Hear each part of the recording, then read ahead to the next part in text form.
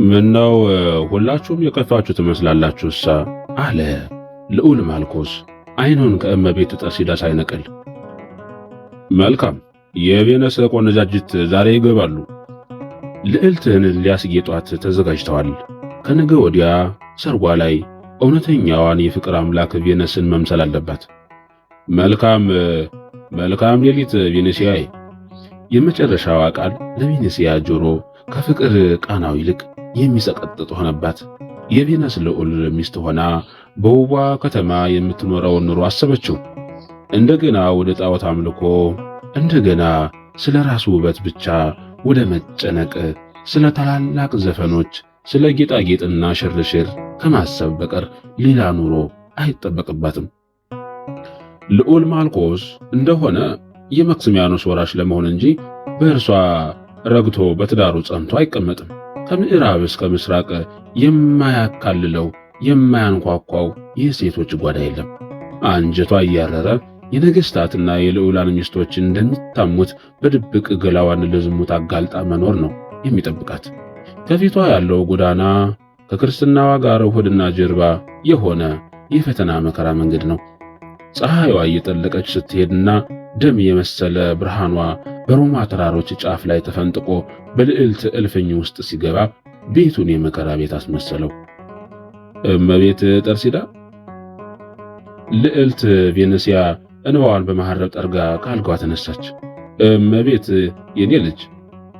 ይህን አይነቱን የቁልምጫ ንግግር ከልዕልት ክርስቲያን መሆን በኋላ የመጣ የፍቅር ድምፅ ነበር። እግዚአብሔር ልጆቹ በእሳት ሲጣሉ ዝም ብሎ ያያል። እጆቿን ደረቷ ላይ ለጥፋቸው ነበር። ልዕልት እሳት ውስጥ ሲጣሉ ዝም ቢልም እንዲቃጠሉ ግን አይፈቅድም። አሁንም ግድግዳውን እንደተደገፉ ነበረ። ታዲያ ቬነስ እጄ ልኖር ነው ማለት ነው? እንደገና ወደ ኃጢአት ልመለስ? ምን ልሆን እመቤት ጠርሲዳ? ምን ልሁን ነው? አይኖቿ ዳግም እንባ አቀረሩ። እመቤት ጠርሲዳም በሐዘንና በሐሳብ የደከሙት ሌት ተቀን እንቅልፍ በማጣት የታከቱ አይኖቻቸውን ቀስ አድርገው ክድን አደረጓቸውና መልሰው ከፈቷቸው። ቦዘዝ ብለው ልዕልትን ተመለከቷት። ሰውነቷ ከስቶ ታያቸው። አቅመ ቢስ መሆናቸው ቢሰማቸውም ልዕልትን ከዚህ ማጥ ማውጣት ያለባቸው እርሳቸው መሆናቸውን ያምናሉ። እግዚአብሔር የታመነ ነው አሉ እመቤት ጠርሲዳ ከንፈሮቻቸውን በዝግታ እያንቀሳቀሱ። ለራሳቸው ነበር የሚያወሩት። ለዚህች የዋህና አንዲት ፍሬ ልጅ ክርስትናውን ያበሰርኩላት እኔው ነበርኩ። ዛሬም ለፈተናዋ መውጫ የመፈለግ ኃላፊነት ያለብኝም እኔው ነኝ። ልዕልት መክሊቴ ናት። ተመልሳ ወደ ኃጢአት ኑሮ ገባች ማለት መክሊቴን ቀበርኩ ማለት ነው። እግዚአብሔርን አምኜ ያንኑ ያሰብኩትን መፈጸም አለብኝ። ሰው መዳኑን ያስባል፣ እግዚአብሔር ደግሞ መውጫውን ያዘጋጃል። ረጋ ብለው ወደ ቬኔሲያ ተጠጉ። የኔ ልጅ። ድምጻቸው ከሩቅ የሚመጣ ይመስል ነበር። ቆራጥ ነሽ? ምን ነው እመቤት ጠርሲዳ? ለሰማዕትነት የሚያበቃው ማመን ብቻ አይደለም ልጄ፣ ማቁረጥም ጭምር ነው። እንዴት እመቤት ጠርሲዳ? ከዚህ ቤት ካልጠፋሽ በስተቀር የፈራ ነው አይቀርም። በምን እድሌ! ያማ ቢሆን እግዚአብሔር እንደሚወደኝ ባረጋገጥኩ ነበር። ይወድሻል ልዕልት። እግዚአብሔር የሚወዳቸው ልጆቹ ሲያሸንፉ ማየት ይወዳል። ስለዚህ ለውድድር ያቀርባቸዋል። እመቤት ጠርሲዳና ልዕልት ቬኔሲያ ምሽቱን በሙሉ ቁጭ ብለው ሲያወሩ ቆዩ። ከዚያም በራቸውን ዘግተው ስዕለ ማርያምን ከቆለፉበት አወጡና ጸሎት አደረሱ። እመቤት ጠርሲዳ የልዕልት ቬኔሲያን ጸጉር እየዳሰሱ ሲያጽናኗት ችግሯ ሁሉ የተቃለለላት፣ ወጥመዷ ሁሉ የተበጠሰላት መስሎ ተሰማት። መጨረሻ የሚሮጥ ክርስቲያን መጀመሪያ ከሚሮጥ ዓለማዊ ይበልጣል። የማሸነፍ ዕድሉ በአምላኩ የተረጋገጠ ነውና የእመቤት ጠርሲዳ ቃል ነበር። እናም እግዚአብሔር እንደማይተዋት አመነች። አልጋዋ ጫፍ ላይ ቁጭ ብላ ጸጉሯን ከሚያሻሹላት ከእመቤት ጠርሲዳ ጋር እግዚአብሔር እረኛዬ ነው የሚለውን የዳዊትን መዝሙር መዘመር ጀመሩ። በትርህና ምርኩዝህ ያጽናኑኛል፣ በሕይወቴ ዘመን ትከተለኛለች። በፊቴ ገበታ አንተ ተሰጥተኸኛል፣ በጠላቶቼ ፊት ግርማ አልብሰኸኛል። ምሕረት ቸርነትህ ተስፋ ይሰጡኛል። እግዚአብሔር ለኔ እረኛዬ ነው፣ የሚያሳጣኝ የለም ከምለምነው። በለመለመ መስክ ማደሪያ አዘጋጅቶ ወደ ዕረፍት ውሃ ይወስደኛል መርቶ። በድቅድቅ ጨለማ ብሄድ በሞት ጥላ አልፈራም ጨርሶ ስላለኝ ከለላ። የሰርጓ ዜማ ሸብረቡ ቀጥሏል። ዛሬ እንደ ወትሮዋ አይደለችም። ቬኔሲያ ደስተኛ ሆናለች። አባቷ መክስሚያኖስ እንኳ የሮማ ጽጌረዳ ዛሬ ፈነዳች፣ ነገ ደግሞ ቬነስ ገብታ ታውዳለች ሲል ተደምጧል። ልዑል ማልኮስም 10 ጊዜ ወጣ ገባ እያለ የቬኔሲያን ትከሻ ቸብ ያደርግና ዙሪያዋን ከበው ለሚያስጌጧት የቬነስ ቆነጃጅት የውበቷን ዝና እንደ ዕውቅ ባለቅኔ ይደረድርላታል። እመቤት ጠርሲዳም ቢሆኑ እንደ ሰርገኞቹ አይፈንድቁ እንጂ ተፍ ማለቱን የጀመሩት ገና በማልዳ ነው። ይህ ሁሉ ግርግር የመክስሚያኖስን ግቢ እንዳጣበበው ጨለማው ገፍቶ መጥቶ ግቢውን ወረረው። የሚንቀለቀሉት የወይራ ዘይት መብራቶች ግቢውን ባለ ግርማ ሞገስ ቢያደርጉትም የአብዛኞቹ ሰርገኞች ልብ ግን ከድካም የተነሳ የእንቅልፍ ሰዓትን በናፍቆት ይጠባበቅ ነበር። እመቤት ጠርሲዳ የጓሮውን አጥር 2-3 ጊዜ ደጋግመው ተመለከቱት። የተንጠለጠለው መሰል ገመድ አጥሩን ዘሎ መሬት ላይ ተነጥፏል። በአካባቢው ሰው ቀርቶ ወፍ ዘር አይልም። በልዕልት ሰርግ ምክንያት የሮማ ሕዝብ ውሎ ሁሉ ቤተ መንግሥት ሆኗል። የልዕልት እልፍኝ ደግሞ ከቤተ መንግሥቱ ፈንጠር ብሎ አጥሩን ተጠግቶ ይሄ የተገመረ ነው። ቀኑን ሙሉ ሲደክም የዋለው ሰራተኛ በያገኘበት ቦታ ላይ ፈንግል እንደያዘው ዶሮ እንቅልፍ ያዳፋው ጀመር። ከዘበኞች ጀምሮ ንጉሥ መክስሚያኖስ ሳይቀር በእንቅልፍ ባህር ተዋጡ። የግቢ መብራቶችም ዘይት የሚጨምርላቸው ሲያጡ አንድ በአንድ እየጠፉ ሄዱና ግቢውን ጸጥ ረጭ ያለ ጨለማ ከበበው። እመቤት ጠርሲዳ ወጣ ብለው ግቢውን በደንብ ቃኙት።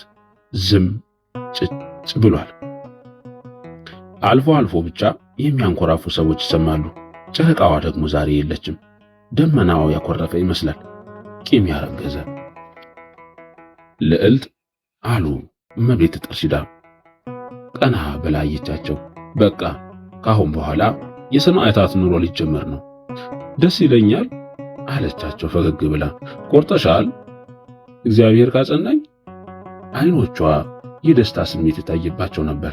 ተዘጋጂ። እመቤት ጠርሲዳ ለመጨረሻ ጊዜ ግቢውን ለመታዘብ ወጡ። ያው ነው። ጨለማው ከመንገሱ፣ ጸጥታው ከማየሉ በቀር ሌላ ለውጥ የለም። ቀስ ብለው ወደ ጓሮ ዞሩ። ሁሉም በቦታው አለ። ሾካክ ብለው ወደ እልፍኙ ተመለሱ። ተነሽ ልዕልት፣ እግዚአብሔር ይርዳ። ልባቸው ድጭ አለ። ስዕለ ማርያምን ከተሰቀለበት አውርደው ደረታቸው ላይ አስጠጉት። ያላወቁት ነገር ወረራቸው። ኃይልና ጽናት ሲሰማቸውም ታውቋቸዋል። ጉዞ ወደ ሰማዕትነት። እመቤት ጠርሲዳ ቀደሙ። ልዕልት ተከተለቻቸው። የአብርሃምን ጉዞ የባረክ አምላክ ተከተለን። ልዕልት በልቧ ጸለየች። ግራ ቀኙን ተመለከቱ። ከዚያ ፈጠን ብለው ወደ ጓሮ ተጓዙ። ምንም ነገር የለም። እመቤት ጠርሲዳ ጀርባዋን ነካ አደረጓት። ልዕልት ፈገግ አለች። ቀደሙና በአጥሩ ተንጠልጥለው በገመድ ወረዱ። ልዕልት ዕቃዋን ወረወረችላቸው። ቀጥላ ልዕልት አጥሩን መውጣት ስትጀምር ማነው የሚል ጎርናና ድምፅ ከኋላዋ ተሰማት። ማነው? ልዕልት ዘወር አለች። እባክሽ እመቤት ያውጭኝ አለች ድንጋጤ በተቀላቀለበት ቬኔሲያ። በጨለማ ውስጥ የነበረው ሰው ወደ አጥሩ እየተጠጋ መጣ። ማነው? ሰውየው አጥሩን እየተጠጋ መጣ። ማነው? ልዕልት ቬኔሲያ አጥሩን ለቃ ወደ መሃል እጆቿን የኋሊት አጣምራ በመንጎራደድ ወደ ሰውየው መጣች። እኔ ነኝ ቬኔሲያ። ምነው ሜቴ በዚህ ውድቅት ሌሊት እንቅልፍ እምቢ ስላለኝ ነፋስ ልቀበል ብዬ ነው። ታዲያ አይበርዶትም? ብርዱስ አሁን ነው የተሰማኝ። እባክህ ወደ ቤት ገብተህ እመቤት ጠርሲዳን መደረቢያዬን ያምጡልኝ በላቸው። እሺ እመቤቴ። ሰውየው ዘወር ብሎ በፍጥነት ወደ ቤት ተጓዘና በልዕልት እልፍኝ ታጥፎ ገባ። ወዲያው የአጥሩን ጠርዝ ጨበጠችና በመውረጃው ገመድ ወደታች ወረደች። እመቤት ጠርሲዳ እጇን ጨበጡና በቤቶች መካከል እየተሽለኮለኩ ጠፉ። ልዕልት ምናልባት ችግር ቢኖር ዋናው ነገር እግዚአብሔር አንቺን ማዳኑ ነውና የአባ ሄርሜን ቤት አሉና እመቤት ጠርሲዳ የአባ ሄርሜንን አድራሻ አስጠኗት። ሰውየው ወደ ልዕልት እልፍኝ ገብቶ እሜቴ እያለ ቢጣራም እመቤት ጠርሲዳ ምላሽ ሊሰጡ አልቻሉም። ሲታክተው ተመልሶ ወደ ጓሮ መጣ። ማንም አልነበረም። እሜቴ አለና ተጣራ። ምንም መልስ የለም። መርፌ የሚፈልግ ይመስል አጎንብሷ ማጠረ። የሚንቀሳቀስ ቀርቶ የሚወዛወዝ የለም። ወደ አጥሩ ተጠጋ። በአጥሩ ላይ የተንጠለጠለውን ገመድ አየ። አሃ ልዕልት ኮበለለች ማለት ነው። በሩጫ ወደ ቬነሱ ልዑል ማልኮስ ቤት ሮጠ። የመክስሚያኖስ ግቢ ወራሪ የገባበት መሰለ። በየእልፍኙ፣ በየጓዳው፣ በየቤቱ ተፈለገች። እርሷም ሆነች እመቤት ጠርሲዳ የሉም።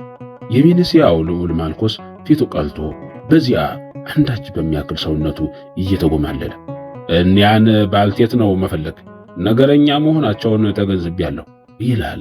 ወዲያው የግቢው ወታደሮች እነ ቬኔሲያ ይጓዙበታል ባሉት መንደር እንደ አሸንፈሉ፣ እንደ ጉንዳን ወረሩት። እመቤት ጠርሲዳና ልዕልት ቬኔሲያ በየአጥሩ ስር እየተሽለኮለኩ የሮማ ወታደሮችን ባዩ ቁጥር ጨለማው ውስጥ ተቀምጠው እየተደበቁ ልባቸው ከጸሎት ሳይለይ የሮማን ከተማ ለቀው ወደ አባ ሄርሜን ቤት አዘገሙ። የሮማ ወታደሮች ደግሞ ከተማዋን እያጥለቀለቋት ናቸው። በየቤቱ፣ በየግቢው፣ በየመንገዱ ያገኙትን ሁሉ እየደበደቡ አይታችኋል አላያችሁም ሆነ ጥያቄያቸው። እመቤት ጠርሲዳ አለች ልዕልት ድምጿን ለስለስ አድርጋ። ምነው ልዕልት? ኮቴ ይሰማኛል። እውነትም የብዙ ሰዎች ኮቴ ሲሮጡ በተጠለሉበት ግቢ ጓሮ ይሰማል። ከግቢው አጥር ጥግ ባለችው ችፍግ ስር ኩርምት ብለው ተቀመጡ። የሮማ ብርድ ያንዘፈዝፋቸዋል። ልዕልት ይህን ያህል መንገድ በእግሯ ሄዳ ባለማወቋ እግሯ ተላጠ። ድካም፣ ጫና ያስተነፍሳት ጀመር። አንዳንዴ ከሩጫው ብዛት ልቧ ድክም እያለባት ትጨነቃለች።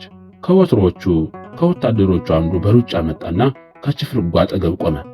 ሌላው ተከተለ። እኔ እኮ በዚህ ሰዓት ውስጥ የት እንደገቡ ነው የገረመኝ። ምነው ባገኘኋቸው አንጠልጥዬ ለቬነሱ ልዑል ነበር የማስረክባቸው። ያኔ ታዲያ አንተም ልዑል ትሆናለህ፣ አትጠራጠር። ወታደሮቹ ደክሟቸው ነው መሰል ቆመው እርስ በርሳቸው መሿሿማቸውን ሲቀጥሉ ልዕልት ስለደከማትና ትንፋሽም ስላጠራት ሳታስበው ሳለች። እመቤት ጠርሲዳ ደነገጡ። ሰአሊ ለነ ቅድስት እያሉ መማጸናቸውን ተያያዙት። ወታደሮቹ ተደናገጡና የሳሉን ድምፅ ወደ ሰሙበት ችፍግ ዘወር አሉ። ምንድነው አለ አንዱ። ሰምቻለሁ፣ የሴት ድምፅ ነው። እዚህ አካባቢ ናቸው። ወደ ችፍጓ ዛፍ ዝቅ አለ። እመቤት ጠርሲዳ ወደ እመቤታችን መማጸናቸውን ቀጠሉ። ኧረ እባክሽ ሰውሪ፣ አደራ አጋልጠሽ አትስጭን። በዚህ ዓለም ባጋለጠን ሰዓት መሸሸጊያ ሊሆነን የሚችል ቢኖር ልጅሽ ብቻ ነው። ወታደሩ በትሩን ወደ ችፍጓ ሰደደና መነካካት ጀመረ። የቬኔሲያን ራስ በበትሩ ነካ አደረገው። እመቤት ያውጭኝ። ቬኔሲያ እንባ የተቀላቀለውን ድምጿን በአንደበቷ ሳይሆን በልቧ አሰማች። ወታደሩ ችፍጓን ጥሶ ወደ ውስጥ ሲገባ 100 አለቃ የሚል ያዛዥ ቃል መጣ።